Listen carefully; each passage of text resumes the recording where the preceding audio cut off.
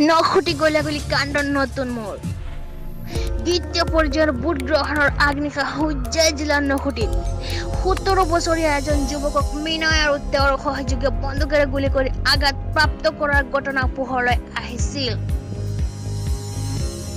এই ঘটনাৰ লগত জড়িত থকা সন্দেহত ৰাতি 3জন যুৱকক লামডিং আৰক্ষীয়ে আটক কৰি সোধপোছ কৰি কোনো তথ্য প্ৰমাণ নোপোৱাত ৰাতি মুকলি কৰি দিয়ে।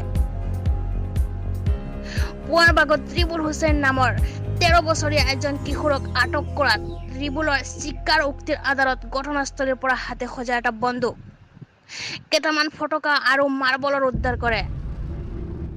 উক্ত বন্দুক চাই অনুমান হয় যে আঘাতপ্ৰাপ্ত যুৱকজনে নিজে বন্দুক ব্যৱহাৰ কৰোঁতে বন্দুকৰ গুলীয়ে উৰুটা গতি কৰাত জখমী হয়।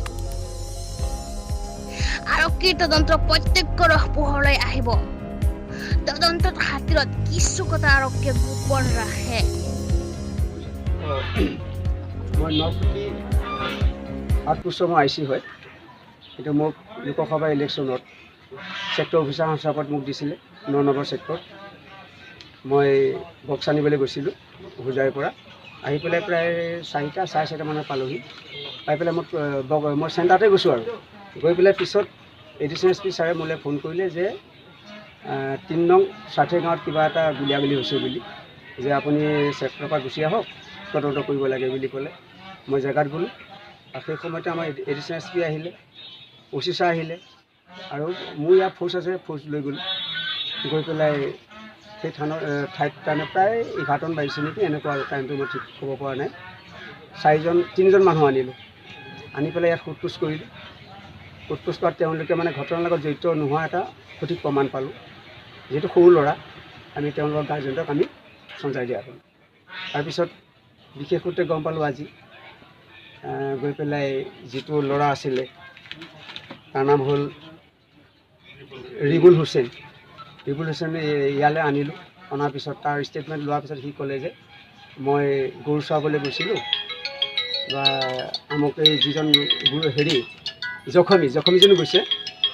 যোৱাত তাৰমানে তেওঁ ক'লে যে য'ত তাৰমানে গুলীয়াগুলিটো হৈছিলে তাত সেই জেগাতে মই পেলাই থ'লোঁ, পেলোৱা আছে, মই তাত যদি আপোনালোক যায় মই দেখাই দিম।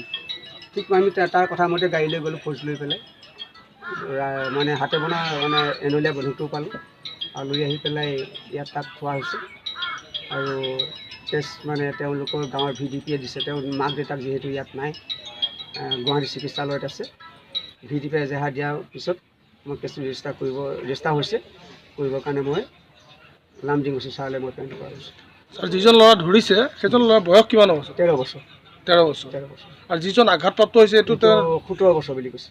সেইটো নিজেই কৰা বুলি কিবা অনুমান পাইছে? তাৰমানে যিটো যে মই আজি যিটো ধৰিলোঁ, সি কোৱা মতে সি নিজেই মানে কিবা বান্দৰ নে কি এনেকুৱা মাৰিছিলে, মাৰোঁতে মানে কিবা এটা জুতিত মানে তাৰ গাত পৰি গৈছে বুলি পেলাই সি কৈছে আৰু তাৰ ষ্টেটমেণ্ট মতে। আৰু কিমান সত্য সেইটো তদন্তত ওলাই যাব। ঠিক আছে। ইয়াৰ নাম কি আছিলে? ট্ৰেক্টৰৰ মালিক অভিযোগ ক'ব লাগে, তাৰ ট্ৰেক্টৰখিনি ৰেডি কৰিব লাগে। বতৰটো বেয়া হৈ আছে ন।